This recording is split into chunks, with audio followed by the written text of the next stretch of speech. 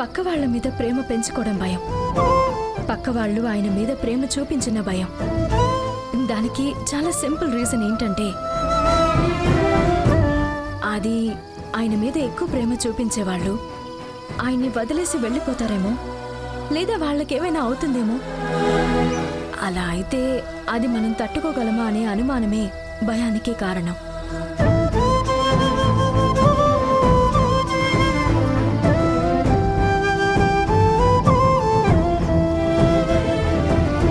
ప్రేమ పెంచుకున్న వాళ్ళు మోసం చేస్తే ఆయన అస్సలు తట్టుకోలేరు.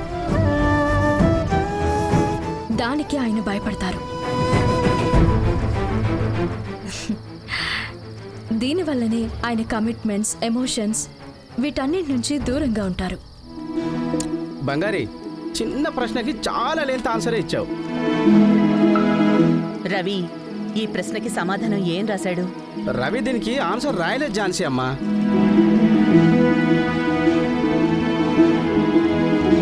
అందులోనే మనకు అర్థం అవుతోంది రవి ఎమోషన్స్ నుంచి దూరంగా పారిపోతాడని. బంగారి చెప్పింది కరెక్టే కదా? అలా ఎలా? ఆన్సర్ రాయలేదు అంటే రవి ఏ సమాధానం చెప్పలేదు అని కదా అర్థం. అది అసలు ఆన్సర్ గానే యాక్సెప్ట్ చేయకూడదు. శామ్, బంగారి చెప్పింది నిజమని తనకి తెలుసు, నీకు తెలుసు, నాకు తెలుసు. ఇంకా మాట్లాడడానికి ఏముంది? వదిలేసే. బంగారి నన్ను ఎలా ఇంతలా అర్థం చేసుకుంది? నేను అస్సలు నమ్మలేకపోతున్నానే. అయితే మొత్తానికి ఈ గేమ్లో కూడా బంగారినే గెలిచింది.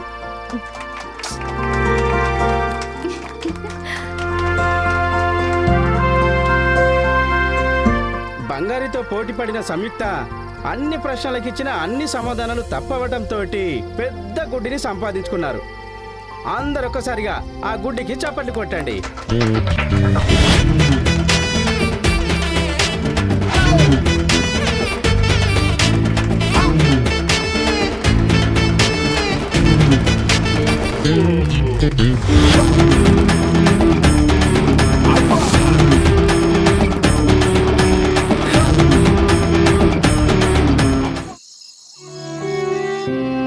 ఈ బాటిల్ని నేను ఇప్పుడు తిప్పుతాను. అది ఎవరి వైపు ఆగుతుందో దానికి వాళ్ళు సరిగ్గా సమాధానం చెప్పాలన్నమాట. అదే కాకుండా నిజమే చెప్పాలన్నమాట. ఈ గేమ్లో అదే ముఖ్యం. మీరు కానీ నిజం చెప్పలేకపోతే దానికి బదులుగా మేమిచ్చే పనిష్మెంట్ని మీరు చేసే తీరాలి. ఎలాంటి పనిష్మెంట్ ఇస్తారు?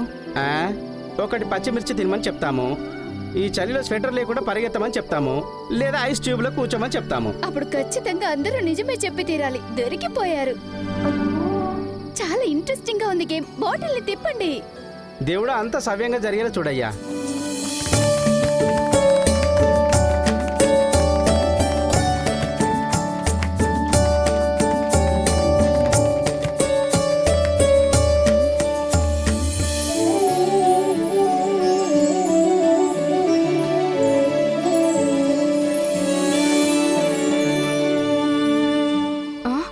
ఏమండి, బాటిల్ మీ వైపే ఆగింది. రేయ్, ఫస్ట్ ఛాన్స్ మీ నాన్నకే వచ్చిందిరా. అయ్యయ్యో, ఫస్ట్ వికెటే నాన్ననా? నాన్న నిజం చెప్పడం అంటే అస్సలు అది జరగని పని బ్రో. బ్రో, కరెక్ట్ క్వశ్చన్ అడగండి బ్రో. మీరు అడిగే దెబ్బకి మా డాడీ అట్టు ఇరుక్కుపోవాలి. అడుగుతాను. అంకుల్, మీ ఫస్ట్ లవ్ గురించి కొంచెం చెప్తారా? రేయ్ మెంటలోడా, పెళ్లి వయసుకు వచ్చిన ఇద్దరు పిల్లలు ఉన్నారా? ఏమడుగుతున్నారా నువ్వు? లవ్ గురించే కదా నేను అడిగాను. నేర చరిత్ర గురించి ఏమైనా అడిగానా ఏంటి? మీరు సమాధానం చెప్పి తీరాలి, లేదంటే ఐస్ ప్యాకెట్ రెడీగా ఉంది. చెప్పరా? చెప్పు. చెప్పాలి నాన్న. ఐస్ దేనికి? ఒక ఐస్ ట్యూబ్ లో మిమ్మల్ని గంట సేపు కూర్చోబెట్టి మిమ్మల్ని ఊరగొడతా ఉంటాం.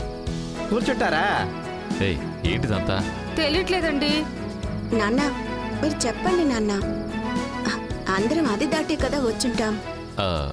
అది కాదమ్మా, అది మీ అందరి ముందు నేను ఎలా... మీ నాన్న సిగ్గుపడుతున్నాడు చూడరా. సిక్కేమి కాదు, ఊర్లో అనిత అని ఒక అమ్మాయి, నాకు చదువు చెప్పిన టీచర్ కూతురు.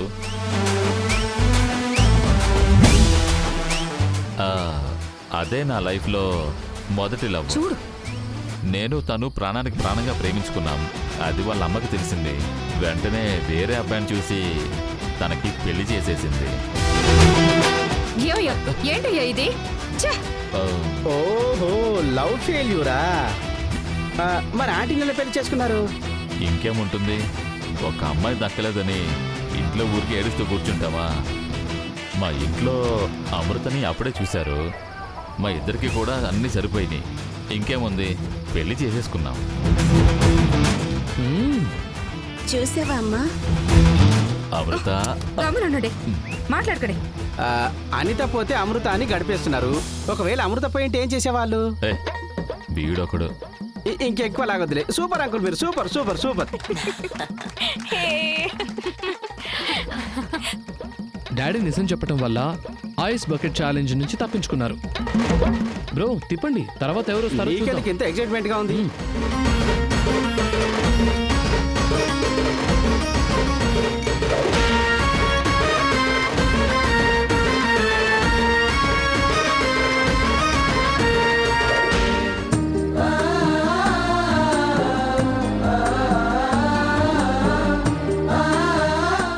ఝాన్సీ అమ్మ దొరికిపోయారు.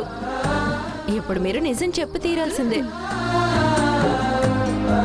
ఝాన్సమ్మ ఎప్పుడు అబద్ధం చెప్పారని? మీరు ఏ క్వశ్చన్ అడిగినా ఝాన్సమ్మ కరెక్ట్ గా సమాధానం చెప్తారు. కేడి, ఏం క్వశ్చన్ అడుగుతున్నావు? అందరికి ఒకటే క్వశ్చన్, లవ్వే. ఎందుకంటే అదే కదా ఇంట్రెస్ట్ గా ఉంటుంది. ఝాన్సమ్మ, మీ ఫస్ట్ లవ్ గురించి చెప్పండి అమ్మా. అది పైగా వింటేజ్ కాలం లవ్ కదా, మాతో షేర్ చేసుకుంటే కొంచెం యూస్ఫుల్ గా ఉంటుంది కదా, చెప్పండి అమ్మా.